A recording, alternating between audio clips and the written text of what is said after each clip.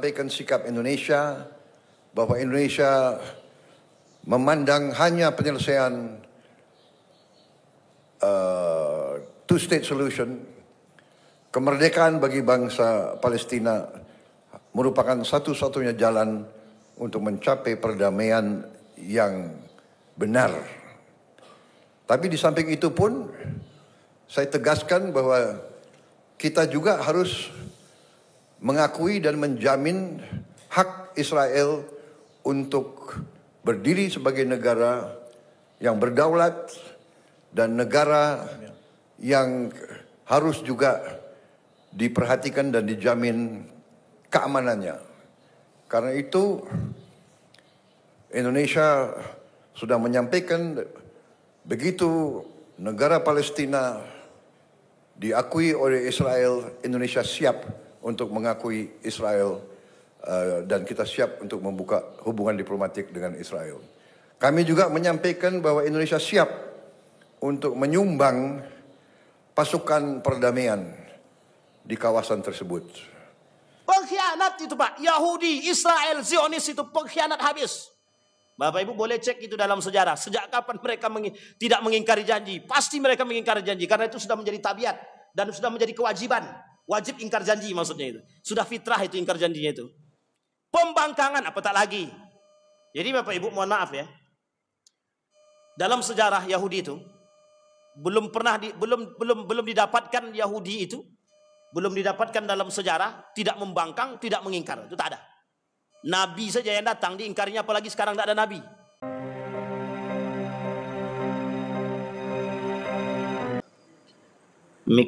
Stand mic-nya baru. Dan tinggi kali itu. Bisa diturunkan kali ini, Bang? Bisa ya? Gini ya? Tidak bisa lagi. Oh iya. Oke, nampak kali pendeknya. Baik Bapak Ibu sekalian yang berbahagia, kita lanjutkan kajian kita Palestina memanggil. Tapi sebelum sampai kepada kalimat Palestina memanggil, kita akan coba bahas permasalahan kemarin. Yahudi sudah, pembagiannya sudah, kebengisan daripada Yahudi sudah. Sekarang kita akan lihat wawancara tentang Yahudi dan Zionis. Dalam satu perbincangan, seorang Dr. Adian Husaini pernah diwawancarai oleh seorang mahasiswa dari Institut Studi Islam Darussalam. Kemudian bertanya tentang Israel, Zionis, dan Yahudi. Siapakah mereka bertiga? Kemarin sudah kita bahas itu. Kemudian adakah pertanyaan selanjutnya, adakah Zionis religius? Kemudian pertanyaan ketiga, adakah umat muslim di Israel? Kan begitu. Adakah umat muslim di Israel? Kenapa pertanyaan ini disampaikan? Karena apakah semua orang Israel itu bejat? Apakah semua orang Israel itu jahat? Dan apakah semua orang Israel itu memang pelaku genosida? Nah, nanti kita jawab di sini. Yang pertama, kita jawab dulu dari pertanyaan berikut. Apakah ada Zionis atau Zionisme religius? Dikatakan dalam kitab beliau, Zionisme religius itu adalah paham kaum Yahudi untuk kembali ke tanah yang menurut mereka dijanjikan oleh Tuhan. Jadi mesti religius. Kenapa? Karena itu paham agama. Makanya seorang wartawan, jurnalis Israel, asli Israel dan Yahudi, bertanya kepada rabi daripada Yahudi tersebut. Apa kata dia? Aku melihat genosida yang dilakukan atau pertumpahan darah yang dilakukan oleh tentara dan militer Yahudi terhadap anak-anak di bawah umur. Ini melanggar aturan main HAM internasional. Ini sudah keluar daripada jalur. Kemudian ditanyakan kepada rabi tadi, bagaimana pendapatmu? Bagaimana pandangan Alkitab? Bagaimana pandangan kitab-kitab Yahudi? Dijawab sama rabi tadi, itu bukti kecintaan mereka terhadap agama. Pernah terjadi, pernah. Dulu dijanjikan begini, yang bisa membunuh warga-warga Palestina, maka sesungguhnya kalian akan mendapatkan kebebasan dari Tuhan kalian. Jadi pengampunan dosa itu melalui pembunuhan. Pembunuhan terhadap siapa? Pembunuhan terhadap anak-anak Palestina, warga-warga Palestina. Jadi kelakuannya Yahudi dalam kitab mereka itu, kalau mereka berpatokan kepada kitab tadi, itu sudah masuk dalam kategori religius, agamis. Nah, jadi kenapa? Karena mereka patuh terhadap agama. Nah, ini poin penting. Yang kedua, apakah ada orang-orang Israel yang beragama Islam? Ada. Tapi tak banyak, sedikit sekali. Tertutupi oleh mayoritas Israel tadi. Orang-orang Israel yang pinggiran itu ada yang beragama Islam? Ada. Tidak semuanya. Nah, ini poin penting. Karena Bapak Ibu jangan salah paham bahwa Israel itu dengan Palestina memang hanya bersebelahan tempat. Pengakuannya pada tahun 1947-1948. Itu dia. Sekarang Bapak Ibu sekalian yang berbahagia, dalam pertanyaan yang lain, bagaimana pandangan orang-orang Israel yang muslim-muslim ini terhadap genosida, pembunuhan yang dilakukan oleh tentara-tentara militer Israel? Sama Pak, mereka sebenarnya juga mengecam perbuatan-perbuatan yang mereka lakukan. Kemudian ada pertanyaan yang terakhir ini begini. Apakah orang-orang Israel itu ada orang-orang Arab? Nah, ini agak sensitif sedikit. Kita bahas Pak. Ternyata dalam lacakan itu, Palestina itu Arab. Disebutkan dalam sejarah bukan Palestina, tapi Arab Palestina. Dan ternyata mereka orang-orang Arab. Orang-orang Arab. Makanya bahasanya Arab. Disebutlah Arab Palestina. Dan uniknya ada orang-orang Arab pada bagian-bagian tertentu yang hari ini sudah masuk ke Israel itu, atau sudah masuk negaranya yang dicaplok oleh Israel, mereka lebih setia kepada Israel. Coba bayangkan. Tapi Muslim. Ketika ditanya, mengapa kalian lebih memilih ke Israel? Apa kata dia? Perperangan mana yang tidak kalah, perperangan mana yang mereka bisa menang. Sekarang setiap negara jajahan mesti miskin. Syria miskin. Kemudian mana? Negara-negara yang disebutkan miskin. Yaman tidak terlalu kaya. Disebutkan semua. Makanya kami cari aman. Lebih baik tinggal bersama mereka, cari aman. Nah, ternyata memang ada sokongan-sokongan dana tertentu. Dan ini dampak daripada revolusi Arab. Dampak daripada revolusi Arab. Saya tidak mau katakan siapa itu, tapi pengkhianatan Arab itu ada. Jelas itu. Nah, sekarang kita kembali. Sekarang dalam poin yang ingin kita sampaikan, bagaimana hancurnya Israel atau Yahudi ini kelak di akhir zaman. Sebelum itu kita lihat dulu sejarah. Sejarah yang pertama kita lihat Umar bin Khattab dan penaklukan Yerusalem. Umar bin Khattab adalah salah seorang sahabat Nabi yang pada masa kepemimpinannya, pada masa kekhalifahannya, Umar bin Khattab mampu melakukan penaklukan terhadap imperium besar Persia di bawah komando Khalid ibn Walid. Siapa Bapak Ibu? Yang oleh para ilmuwan barat atau para orang-orang barat mengatakan ahli strategi perang yang paling ditakuti. Namanya singa, lion. Dibuatlah film judulnya The Lion. Itu sebenarnya menunjukkan siapa? Khalid bin Walid. Tapi sebenarnya dalam film tersebut ada baik atau ada buruk? Lebih banyak buruknya. Karena bukan menunjukkan seorang muslimnya, bukan. Ini poin penting. Umar bin Khattab di bawah komando Khalid ibn Walid. Umar memerintahkan kepada panglimanya untuk membantu Abu Ubaidillah ibn Jarrah yang saat itu sedang mengurung atau mengepung wilayah Yerusalem. Ini poin pertama. Dalam kitabnya Kiai Haji Saifuddin Zuhri, beliau menuliskan Yerusalem yang kala itu di bawah kekuasaan Raja Romawi Heraklius. Tertulis dalam cerita sejarah Islam tentang Heraklius. menyerahkan Raja Heraklius ini kalah ketika berantem dengan pejuang-pejuang Islam, tapi mereka menyerahkan kunci Masjidil Aqsa dan gerbang Yerusalem kepada umat muslim dengan catatan ada syaratnya. Syarat yang pertama harus diterima langsung oleh Umar bin Khattab. Nah, ini poin penting ini. Nanti kita sangkut pautkan dengan keadaan kita hari ini. Pertanyaannya adalah siapa yang menerima kunci secara langsung pintu dan gerbang dan kunci Baitul Maqdis itu?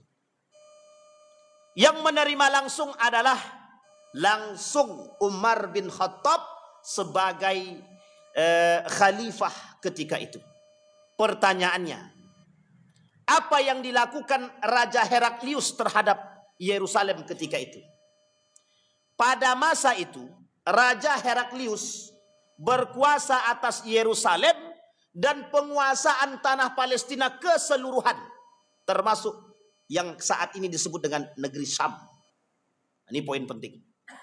Jadi oleh ilmuwan barat ditulislah Umar bin Al-Khattab ini atas kejayaannya dalam penaklukan Yerusalem, ditulis 1001 manusia yang paling berpengaruh di dunia. Nomor 10. Kalau saya tak salah atau nomor 10 atau nomor 3, Umar bin Khattab. Umar bin Al-Khattab. Di dunia. Di dalam Islam 1001 muslim paling berpengaruh di dunia. Nomor 2 Umar bin Khattab. Nomor 1 baginda Nabi Muhammad sallallahu alaihi wasallam. Kemudian kedua pihak menyepakati ketika kemenangan atas muslim kunci mau diserahkan, kata orang-orang Raja Heraklius itu, boleh dengan catatan ada perjanjian.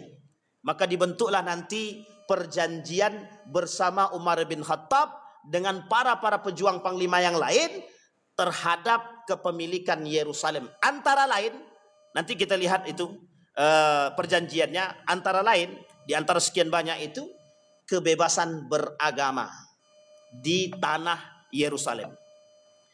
Baik, saat itu Panglima Romawi dan Patriarch atau Uskup Agung Sopronius meminta agar perjanjian penyerahan kota Yerusalem harus ditandatangani langsung oleh Khalifah Umar bin Khattab. Ketika Umar sampai di tempat, semua orang sudah menunggu kedatangan Umar bin Khattab. Apa yang dilakukan? Apa yang terjadi? Semua orang kaget. Umar bin Khattab datang tanpa pengawalan. Seorang pemimpin yang besar, Khalifah Agung besar, datang tanpa pengawalan. Apa kata mereka? Sekelas pemimpin yang besar berhasil menaklukkan Imperium Persia, datang tanpa pengawalan. Bahkan ketika itu diajak keliling Yerusalem itu. Maka ketika itu sampai di salah satu gereja, kemudian Umar bin Khattab disuruh salat. Ketika datang waktu salat, diperintahkan untuk salat di dalam gereja. Apa kata Umar bin Khattab? Aku khawatir 20 tahun yang akan datang gereja kalian ini bermasalah. Maka Umar bin Khattab salat di luar. Setelah itu kemudian Umar bin Khattab salat di Masjidil Aqsa. Ketika Umar bin Khattab salat di luar gereja tersebut, sampai hari ini dibangunlah masjid yang disebut dengan Masjid Umar bin Al-Khattab. Jadi mereka sebenarnya orang-orang Nasrani, lebih tepatnya Kristen ketika itu, mereka kenal dengan Umar bin Khattab itu. Dalam sejarah tahu mereka. Tapi ini bukan Yahudi dulu. Ini masih Nasrani. Kalau lebih tepatnya kita katakan ini Kristen lah. Nanti ini ada perlawanan. Di sini bukan peran besarnya Yahudi. Nanti peran besarnya Yahudi ada pada perannya revolusi Arab juga. Baik. Kemudian pada era kekhalifahan Umar bin Al-Khattab, upaya memperluas dakwah Islam dilakukan ke berbagai negeri, termasuk salah satunya Palestina, Suriah, Syam, yang kala itu masih dikuasai oleh Raja Romawi Heraklius. Hampir seluruh wilayah strategis jalur perdagangan antar negeri diduduki oleh Romawi, termasuk Konstantinopel. Nah, ini poin pentingnya yang harus Bapak Ibu ingat. Konstantinopel dalam sejarah Islam, dalam sejarah dunia, Ini Konstantinopel, Bizantium, atau lebih tepatnya juga kita katakan nanti ada Persia, itu tak bisa kita kesampingkan dalam sejarah, tak bisa. Kenapa tak bisa dikesampingkan? Di sini perputaran perperangan umat muslim dengan agama lain. Persoalannya apa? Agama. Persoalannya agama. Baik. Dalam sejarah, Palestina dikuasai oleh banyak kelompok. Satu, Asyur, Babilonia, Persia, Yunani, Romawi. Perhatikan baik-baik bahasanya. Arab, Turki Seljuk, tentara salib, sampai dengan Mesir. Ini yang menguasai Palestina. Asyur, Babilonia, Persia pada masa Umar bin Khattab, Yunani, Romawi, kemudian Arab dalam revolusi Arab, kemudian Turk Seljuk, ini juga masuk dalam penaklukan, kemudian tentara salib juga masuk. Nanti pada masa Salahuddin Al-Ayyubi sampai kemudian Mesir. Kekaisaran Ottoman menguasai sebagian besar wilayah Palestina dan sekitar pada tahun 1517 sampai dengan 1917. 1500 sampai 1900. Berapa abad? 4 abad lamanya Kekaisaran Ottoman. Nah, ini panjang nih. Namun ketika Kekaisaran Ottoman runtuh saat Perang Dunia Pertama berakhir 1918, Palestina dikuasai oleh Inggris yang kelak akan muncul perjanjian atau deklarasi Balfour. Deklarasi Balfour adalah deklarasi atau perjanjian yang dibangun oleh Inggris bersama Yahudi dalam Perang Dunia Pertama untuk mendukung kekuatan Inggris. Yang ketika itu ada dua, tadi saya sampaikan di sore tadi. Ibnu Saud sebagai kerajaan Saud ketika itu. Yang kedua, ada yang disebut dengan Syarif Hussein sebagai gubernur Mekah ketika itu. Kedua-duanya ini, yang pertama Syarif Hussein dulu, masuk dalam revolusi Arab yang memberontak kepada Turki Utsmani. Yang kedua, Syarif Hussein sebagai penguasa Hijaz ketika telah berhasil menaklukkan sebagian kecil dari wilayah Palestina, diambil alih kekuasaan tersebut oleh Ibnu Saud setelah terjadi perjanjian kedua yang dilakukan oleh Inggris kepada Ibnu Saud setelah perjanjian Inggris dengan Syarif Hussein. Sampai di sini bisa dipahami Bapak Ibu. Setelah perjanjian tersebut terjadi, Inggris membangun kerjasama dengan Yahudi.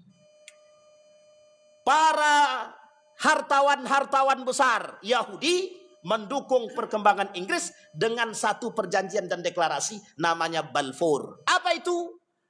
Kelak selesai daripada Perang Dunia Pertama yang dimenangkan oleh Inggris. Ketika itu Turki Utsmani ikut bersama dengan Jerman karena tidak ada pilihan lain. Kalau bergabung ke Inggris hancur, maka satu-satunya jalan adalah bergabung kepada Jerman yang ketika itu menawarkan kepada mereka pelunasan hutang. Begitu juga bantuan-bantuan militer yang lain dari Jerman. Singkat cerita, menanglah Inggris. Apa yang dilakukan oleh Inggris? Sebagian wilayah Palestina, Yerusalem, dalam perjanjian tersebut diberikan oleh Inggris kepada Yahudi untuk mendirikan Israel State, negara Israel, yang diresmikan pada tahun 1947 yang ditolak oleh 198 negara di dunia. Maka diakui sebagai oleh 198 tadi diakui negara ilegal. Maka semenjak saat itu Yasir Arafat mau tidak mau mengakui keberadaan dua negara dalam satu wilayah. Satu negara Israel yang dianggap ilegal, yang kedua ada yang disebut dengan Palestina yang diakui oleh semua negara atas kemerdekaan Palestina. Itu yang dituntut oleh Israel hari ini. Tidak ada namanya negara Palestina, yang ada negara Israel. Makanya mulai pencaplokan sedikit demi sedikit. Kemudian terjadi lagi perang Arab. Ini yang tadi kita sampaikan, Arab dengan Israel 1948 setelah diakuinya Israel sebagai negara Israel. Negara-negara Arab tidak setuju, maka terjadilah perperangan di antara mereka. Sementara kota Yerusalem yang sama-sama diklaim oleh orang Yahudi dan Arab Palestina akan dijadikan wilayah internasional dengan status khusus. Rencana tersebut menuai kontroversi. Pada para pemimpin Yahudi setuju, sementara mayoritas Arab Palestina menolak secara besar-besaran. Ini awal mula terjadinya perperangan yang sangat kental antara Palestina dengan Israel sampai hari ini. Sampai di sini bisa dipahami Bapak Ibu. Ini poin penting. Ini sejarah memang. Ini rumit sekali sejarahnya Palestina ini, Ustaz. Memang rumit, makanya satu semester kayak tidak selesai. Kalau mau dikaji, sebenarnya ini udah banyak potong-potong nih. Ini tadi udah saya potong-potong nih. Kalau enggak, banyak kali PowerPoint-nya. Inggris pada tahun 1948. Inggris menarik diri dari Palestina, sementara Israel mendeklarasikan kemenangan atas negara yang mereka bangun. Ketika itu, negara Zionis, ketika itu gerakan Zionis belum terbangun. Sudah terbangun. Gerakan Zionis terbangun pada tahun 1898 oleh Theodor Herzl di Swiss, yang dikepalai langsung oleh Theodor Herzl, sekaligus membuat bendera negara Yahudi yang kelak mereka tujuannya mereka buat di Palestina, Rafah dan Gaza. Nah, sampai di sini bisa dipahami Bapak Ibu? Baik. Kala itu warga Palestina merasa keberatan dan negara-negara Arab dimobilisasi untuk mencegah pembentukan negara Israel. Kejadian ini menyebabkan perang Arab dan Israel yang terjadi 1948. Baik, 1967 atau dikenal sebagai Perang 6 Hari, Israel kembali merebut jalur Gaza dan semenanjung Sinai dari Mesir. Israel juga merebut dataran tinggi Golan dari Suriah yang hari ini oleh orang Suriah masih dibentengi oleh Israel. Ini alasan kenapa saat pemimpin Suriah yang baru tidak mau bekerja sama dengan Israel. Itu tanah mereka, tapi dicaplok gitu. Tapi mau tidak mau. Suriah butuh pembebasan. Artinya apa? Blokade ekonomi harus dibuka biar ekonomi Suriah aman. Maka datanglah mediator ternama, pahlawan terbaik, Kerajaan Saudi sebagai mediasi antara pemimpin dengan pemimpin. Siapa yang ketika itu menjadi pahlawan? Donald Trump, yang akan keliling ke berbagai macam negara, terkhusus negara-negara Islam, termasuk Dubai, termasuk Qatar. Untuk apa? Meminta investasi kepada mereka untuk Amerika yang akan kelak diberikan kepada Israel, Yahudi. Tapi tidak tahu apakah mereka sadar atau tidak sadar, kita tidak tahu sekarang. Tapi yang jelas, pengkhianatan tetap pengkhianatan dari dulu sampai hari ini. Dimulai saat revolusi Arab, pengkhianatan itu terjadi sampai hari ini. Baik, ini agak sensitif nampaknya kan Bang. Baik, Umar dan perjanjian, kita langsung saja Pak. Perjanjiannya panjang. Ini kalau saya baca sedikit aja, kita baca ya. Kita baca. Dengan menyebut nama Tuhan yang Maha Pengasih lagi Maha Penyayang, isi daripada perjanjian. Inilah jaminan keamanan yang telah diberikan oleh hamba Allah Umar bin Al-Khattab, Amirul Mukminin, kepada penduduk Yerusalem.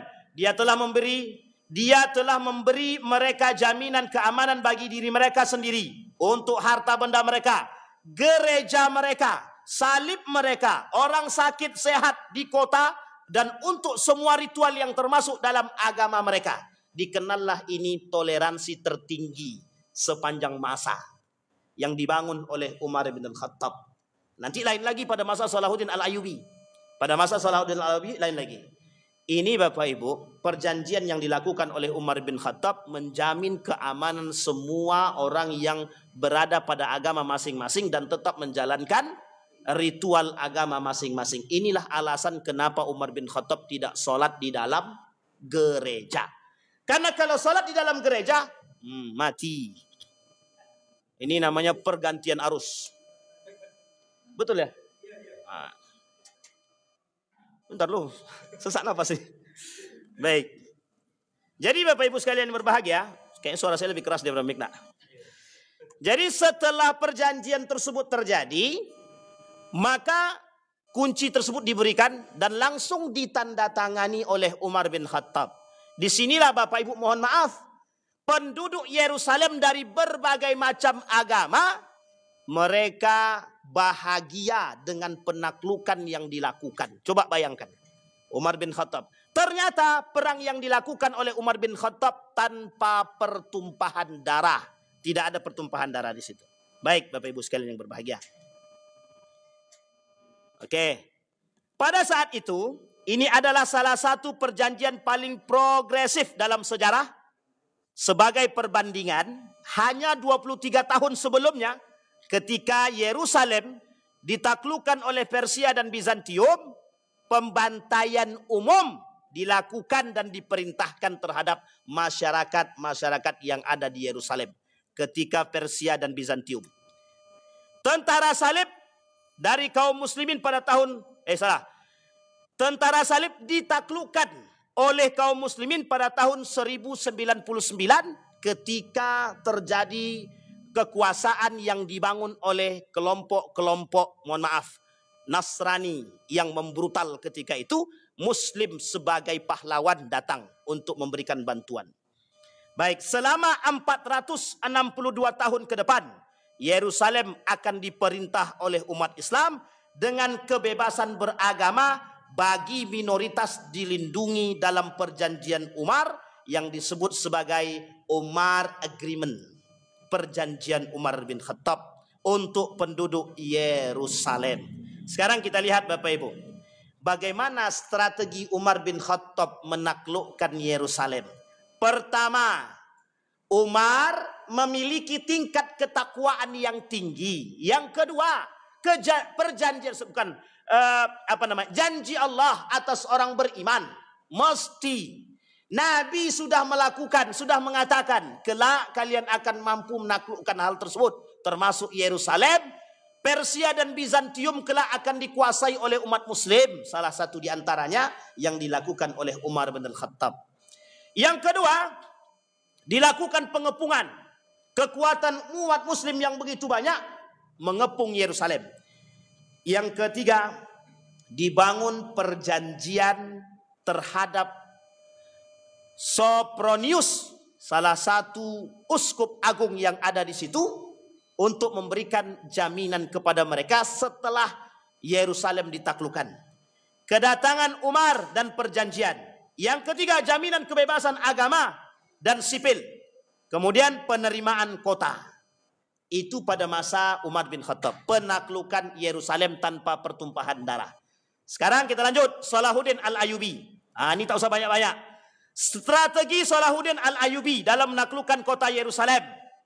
Yang pertama, perencanaan dan persiapan dan ketakwaan yang dimiliki Salahuddin Al-Ayyubi. Ini juga mendapat julukan. Dalam sejarah mereka sangat mengecam siapa yang disebut dengan Salahuddin Al-Ayyubi. Bapak Ibu boleh lihat, ini difilmkan juga. Sudah difilmkan. Hanya saja pandai-pandai melihat film tersebut. Karena banyak film-film umat muslim ini yang kemudian menuai kontroversi, ada yang ditambah-tambah dan ada yang dibuang-buang. Mending kalau yang ditambah itu bagus. Mending kalau yang dibuang itu yang buruk-buruk. Yang dibuang yang baik, yang ditambah yang buruk. Ini masalahnya. Sehingga dalam cerita tentang perkembangan Islam ini banyak menuai kontroversi dan rasa sakit hati yang dialami oleh kelompok-kelompok tertentu terhadap Islam sampai hari ini masih menjadi bagian sebagai dendam sampai akhir hayat. Ini tak boleh Pak, tak boleh kita tutupi. Mereka dendam kepada kita itu. Jadi kalau mereka baik sama kita itu pura-pura baik, yakin itu baik-baik. Apalagi kalau Israel bukan pura-pura baik, berkhianat. Aman kan? Pengkhianat itu Pak. Yahudi, Israel, Zionis itu pengkhianat habis. Bapak Ibu boleh cek itu dalam sejarah. Sejak kapan mereka tidak mengingkari janji? Pasti mereka mengingkari janji. Karena itu sudah menjadi tabiat. Dan sudah menjadi kewajiban. Wajib ingkar janji maksudnya itu. Sudah fitrah itu ingkar janjinya itu. Pembangkangan apatah lagi. Jadi Bapak Ibu mohon maaf ya. Dalam sejarah Yahudi itu.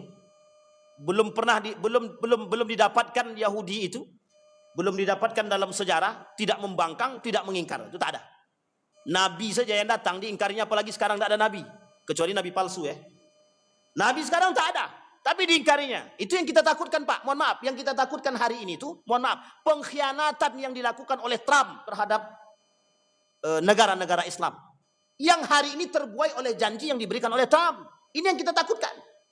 Memang tujuannya mohon maaf mereka mediasi, mediator. Pertanyaannya adalah, apakah mereka tidak pernah melihat track record daripada Donald Trump? Tapi mereka mengatakan begini, Israel sedang diambang kehancuran.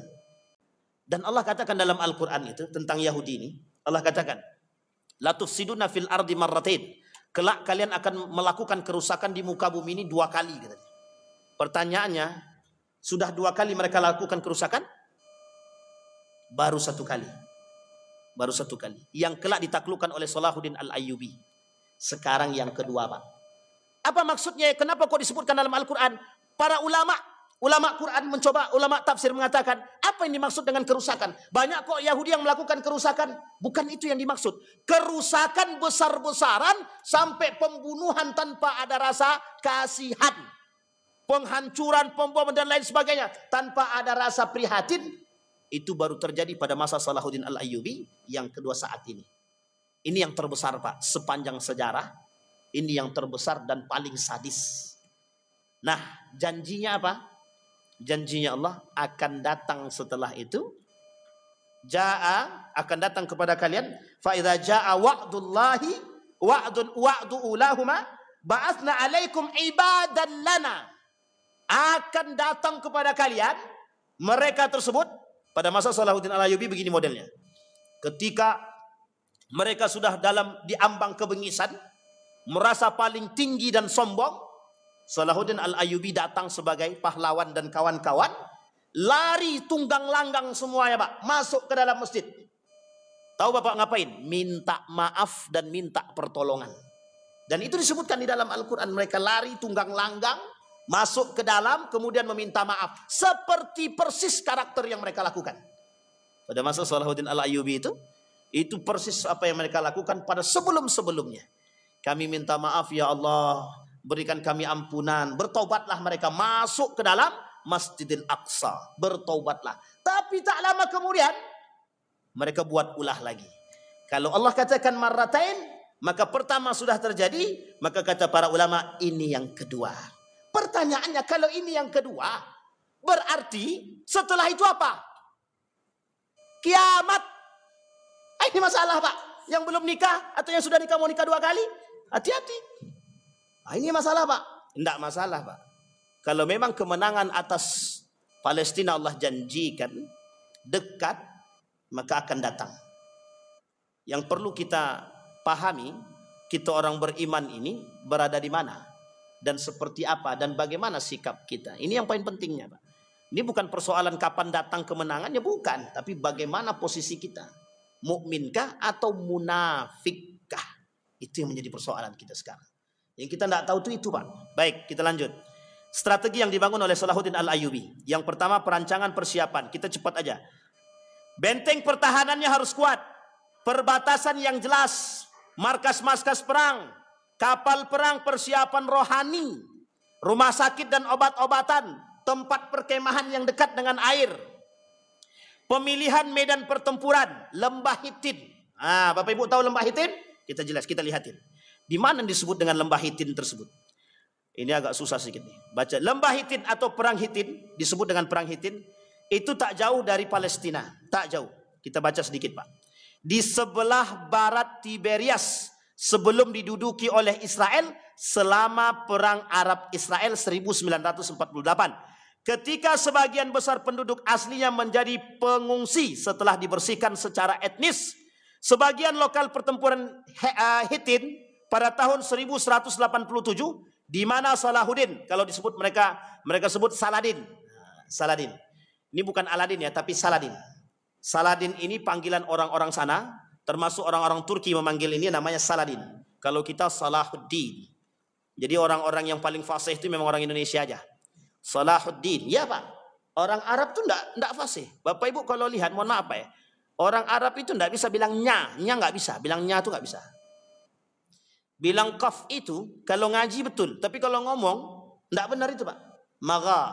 Maqala, magala. Maqala, magala. Maka orang Arab tuh, orang Indonesia itu udah paling bagus. Tingkat kecerdasan paling tinggi, tingkat kefasihan paling fasih. Tapi masih juga banyak yang belepotan. Enggak, tapi itu bercanda aja Pak. Betul Pak, orang Indonesia ini sangat dikenal fasih Pak. Sesuatu ketika kami waktu itu haji tahun 2010. 2010 saya haji itu Pak. Dapat cerita begini. Ada seorang asli Indonesia tinggal di sana. Suaranya bagus. Jadi suatu ketika dia tinggal di samping salah satu masjid. Ketika azan, tidak ada yang azan. Biasanya yang di sana azan itu orang-orang asli di situ. Bapak tahu azannya orang Arab itu bagaimana? Persis sama, mohon maaf ya. Ini kita nggak menjelek-jelekkan mereka ya. Tapi memang begitu model Arabnya. Allahu Akbar, Allahu Akbar. Dah begitu aja Pak. Lurus begitu aja, nggak ada cengkok-cengkoknya itu. Datang orang Indonesia pakai azannya dengan cengkok-cengkok. Kaget dia Pak. Nah, dapatlah ketika itu orang yang Indonesia ini dikasih hadiah. Dikasih mobil, dikasih minyak wangi. Banyak yang sayang sama dia Pak. Kalau sekarang tak usah buat lagi Pak. Dah banyak yang pandai cengkok sekarang. Di Arab itu dah banyak yang pandai cengkok. Baik, kembali kepada posisi yang tadi. Kekaisaran Ottoman dari abad ke-16 hingga akhir Perang Dunia I. Ketika Palestina menjadi bagian daripada mandat Inggris untuk Palestina. Pada tanggal 17 Juli 1948, desa ini diduduki oleh Israel selama Nakba. Jadi tak jauh Pak tempat itu dari Palestina dan Yerusalem. Baik, kita lanjut. Tadi tempat lembah tempurnya adalah lembah Hitin. Posisi strategis. Salahuddin memanfaatkan posisi strategis untuk mengendalikan pertempuran dan memberikan keuntungan bagi pasukannya. Titik pertempuran, taktik pertempuran yang dilakukan oleh Salahuddin. Pemanfaatan kelemahan musuh, serangan terpadu, perlawanan yang kuat, penggunaan senjata. Nah, ini nggak bisa ditampilkan ya. Kemenangan di Perang Hitin. Salahuddin berhasil memenangkan Perang Hitin pada tahun 1187 Masehi. Karena ia berhasil mengarahkan tentara salib dengan memanfaatkan strategi yang jitu dan persiapan yang matang. Setelah ini, sakit hati orang-orang Kristen sampai hari ini menjadi-jadi. Tahu Bapak Ibu, perang salib itu menjadi dasar. Jadi Bapak Ibu sekalian yang berbahagia, di dalam Al-Quran ada kalimat walan tarda ankal yahud walan nasara hatta tattabi'a millatahum.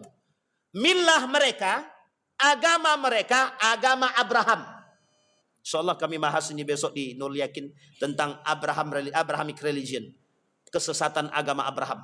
Bukan agama Ibrahim ya, tapi agama Abraham yang dahulu. Oleh menurut mereka. Sampai kita ini ngikut agama mereka. Apa agama mereka? Bukan Yahudi, bukan Nasrani, bukan Abraham yang mereka inginkan. Dalam kitab mereka, agama yang mereka tontonkan dan populerkan disebut dengan Abraham.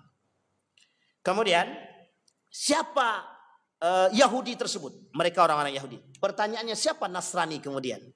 Ada kalimatnya walan tarda ankal yahud walan nasara. Ternyata oleh kawan saya yang ahli di bidang Al-Quran dia kata, Nasrani di sini bukan Kristen Wan. Kenapa? Nasrani ini diberikan kepada siapa? Pengikutnya Nabi Isa. Yang diturunkan kepada mereka adalah Injil. Pertanyaannya, kalau Nabi Isa, siapa pengikut Nabi Isa? Bani Israel. Bani Israel. Berarti siapa Nasrani di sini? Bagian daripada Bani Israel. Pertanyaannya, siapa mereka? Masih keturunan daripada Israel, Bani Israel semua. Berarti Nasrani ini kata dia, bagian daripada Yahudi. Maka kalimatnya digandeng walan tarda ankal yahud walan nasara. Kalimat kedua juga adalah gandeng antara Yahudi dengan asyraku, orang-orang syirik. Siapa orang-orang syirik di sini? Yang disebutkan di dalam Al-Qur'an, asyraku, yang keluar daripada kebenaran. Kufar, orang-orang kafir selain daripada Yahudi dan Nasrani. Termasuk salah satunya orang-orang yang hari ini berperang. Nah, mereka kata-kata kawan saya itu, Salah satunya adalah India, katanya, yang tidak beragama Islam. Itu masuk dalam kategori asyraku, katanya. Orang-orang yang melakukan perbuatan syirik. Berarti di Indonesia banyak, Ustaz. Anda nggak tahu. Bisa jadi banyak, bisa jadi banyak banget. Cuman dua itu. Banyak pelaku syirik, banyak. Apalagi syirik-syirik yang sekarang, syirik modern, udah banyak. Tuhan-tuhannya manusia itu. Baik, lanjut Pak. Kekuatan Salahuddin, kepemimpinan yang kuat, taktik yang cerdas, strategi yang cemerlang, dan kesabaran yang tinggi. Ini Bapak Ibu kuncinya kalimat pada kesabaran. Kata Allah, Allah janjikan kemenangan atas umat muslim. Artinya, mukmin wajib berdiri atas kesabaran. Kesabaran dalam jihad, bukan kesabaran dalam diam. Orang beriman bukan sabar atas kediaman, tapi sabar dalam perjuangan. Sekarang pertanyaannya, Bapak Ibu sudah berjuang atau belum? Kita sudah juang atau belum? Terserahlah Bapak Ibu ya. Mudah-mudahan kita sudah bersabar, berperang terus. Persoalan-persoalan yang terus kita lakukan. Kemudian Allah katakan dalam Al-Quran, wa qadaina ila bani Israila fil kitabi la tufsiduna fil ardi marrataini wa la ta'ludna 'uluwan kabira. Kemudian Allah kata, fa idza jaa wa'du ulahuma ba'athna 'alaikum 'ibadan lana uli ba'sin syadid fajasu khilalad diyar wa kana wa'dan maf'ula. Kita garis bawahi kalimat itu tersebut. Fa idza jaa wa'du ulahuma, ketika datang kepada kalian salah satu di antara keduanya, Allah yang sudah Allah janjikan, ba'athna 'alaikum 'ibadan lana, akan kami munculkan di tengah kalian hamba-hamba kami. Ba'san syadid, memiliki kekuatan yang tangguh. Fajasu khilalad diyar wa kana wa'dan maf'ula. Mereka akan datang mengepung dan memerintah dan menyerang orang-orang yang zalim. Tersebut di situ kalimatnya Yahudi. Kita lihat dulu Pak. Ketika kekacauan, kehancuran pada masa Salahuddin Al-Ayyubi, datang pahlawan Salahuddin. Fajasu khilalad diyar wa'dam maf'ula, janji yang terbukti. Sekarang kalaulah dua kali yang disebut, maka tinggal hari ini Pak. Kata ulama tafsir mengatakan, kerusakan yang kedua dari setelah Salahuddin Al-Ayyubi, pembangkangan yang mereka lakukan setelahnya, 400 tahun setelahnya itu, atau 4 abad setelahnya, dilakukan kembali oleh Israel sampai hari ini. Pertanyaannya adalah, kalau sampai hari ini, maka bisa jadi ini yang terakhir dalam kalimat wala ta'ludna 'uluwan kabira. Ini kalimat yang Allah sebutkan perperangan yang kedua, maka bisa jadi perang yang kedua ini adalah perang terakhir atas kerusakan yang dilakukan oleh Israel. Apa kaitannya dengan akhir zaman, Ustaz? Kaitannya dengan akhir zaman, setelah ini akan muncul yang disebut dengan perang terakhir. Apa itu perang Malhamatul Kubra? Perang Malhamatul Kubra itu perang antara kaum Yahudi dengan orang-orang beriman. Seperti yang saya katakan tadi dalam prediksinya beliau sebelum meninggal, ketika diwawancarai beliau mengatakan hal demikian. Kemudian diwawancarai beliau, wawancara Arab, apa kata dia? Bagaimana pandangan Anda ketika genjatan senjata, tapi Anda justru mengangkat senjata? Mereka mengatakan genjatan senjata kami dilarang masuk ke dalam Baitul Maqdis. Di mana letak perdamaian bagi kami dan bagi warga kami? Mereka blok makanan, mereka tidak memberikan kebebasan kepada kami. Di mana letak perdamaian? Maka Bapak Ibu sekalian yang berbahagia, apa yang disampaikan oleh beliau itu terbukti. Artinya apa? Kemungkaran, keingkaran, pengkhianatan yang dilakukan Israel. Maka Bapak Ibu, genjatan senjata yang kemarin yang dilakukan oleh Israel terbukti di awal Ramadan mereka melakukan pengkhianatan terhadap hal tersebut. Maka Bapak Ibu sekalian yang berbahagia, memang tidak pernah bisa kita percaya dengan Yahudi, tidak pernah bisa. Beda-beda tipis dengan Syiah itu. Kalau Syiah jelas dia tertutup agak melakukan takiyah, pura-pura tidak salah. Membenarkan yang salah dengan berpura-pura tidak tahu akan kesalahan. Sementara Yahudi tidak, berkhianat dan menipu melalui lisan kedustaan. Baik. Thumma radadna lakumul karra alaihim. Wa amdadnakum bi amwalin wa banin wa ja'alnakum aktsara nafira. Kami ulang terus. Kami ulang terus. Allah juga sebutkan dalam Al-Quran, wa tilkal ayyam nudawiluha bainan nas. Itu akan kami pergulingkan terus menerus. Satu masa ke masa akan kami pergulingkan. Maka Bapak Ibu sekalian yang berbahagia, kemenangan atas Palestina itu pasti. Kehancuran atas Yahudi itu pasti. Allah pernah jadikan mereka terbengkalai, terasingkan, tidak diperhatikan dan tidak dihiraukan, luntang lantung selama 40 tahun lamanya. Tapi mereka tidak bertobat. Bertobat sebentar mereka lakukan kembali kerusakan. Maka setelah ini tidak ada lagi bahasa tidak dihiraukan, tidak. Tapi langsung Allah hancurkan. Akan Allah binasakan sesuai dengan apa yang Allah katakan. Maka pada masa itu tak berlaku lagi taubatnya kaum Yahudi atas kebenaran yang datang kepada mereka, karena mereka tidak mau atau menutupi diri atas kebenaran tersebut. Yang kedua, poinnya Bapak Ibu, kalaupun sudah pasti kemenangan itu atas Palestina dan orang-orang beriman, maka kita orang beriman memposisikan diri. Apakah kita memposisikan diri sebagai bukan pengikut yang bergandeng tangan dengan kaum Palestina, atau justru pertama malah diam, yang kedua justru condong ke negara sebelah, atau ke Israel, atau ke Amerika, atau ke tempat-tempat yang tidak memiliki simpati kepada Palestina. Kita lihat ketika terjadi kehancuran Palestina, negara-negara Arab hanya mengeluarkan segelintiran harta mereka. Tapi ketika investasi ke Amerika, berapa triliun mereka lakukan? Triliunan untuk Amerika dalam bentuk investasi. Pertanyaannya, begitukah mereka buat kepada Palestina? Tidak. Sampai kelak yang membela Palestina hanya satu. Negeri yang disebut dengan memiliki kekuatan yang tinggi. Kekuatan terletak kepada prinsip yang hanya dimiliki oleh negeri yang didoakan oleh Nabi, Yaman. Oleh Muammar Gaddafi, satu-satunya negara Islam di muka bumi ini yang kuat dengan keyakinan dan prinsip hanya terletak di negeri yang didoakan oleh baginda Nabi, yang disebut dengan Yaman. Maka Bapak Ibu sekalian yang berbahagia, ini poin bagi kita semua. Kehancuran Yahudi pasti, kebinasaan mereka pasti, tergantung kepada keberpihakan kita hari ini sebagai tolak ukur apakah kita beriman atau munafik. Mudah-mudahan ada manfaat bagi kita semua. Mudah-mudahan bisa kita ambil pelajaran bagi kita. Mudah-mudahan Allah mempercepat kehancuran bagi Israel, Yahudi, Amerika, Zionis. Dan mudah-mudahan Allah menangkan Palestina atas kemenangan yang telah Allah janjikan. Amin ya Rabbal. Dan insya Allah kita semua bersama rakyat Palestina, bersama agama Islam, dan bersama keimanan dan dalam ketakwaan. Fa'tabiru ya ulil absar la'allakum tuflihun. Assalamualaikum warahmatullahi wabarakatuh.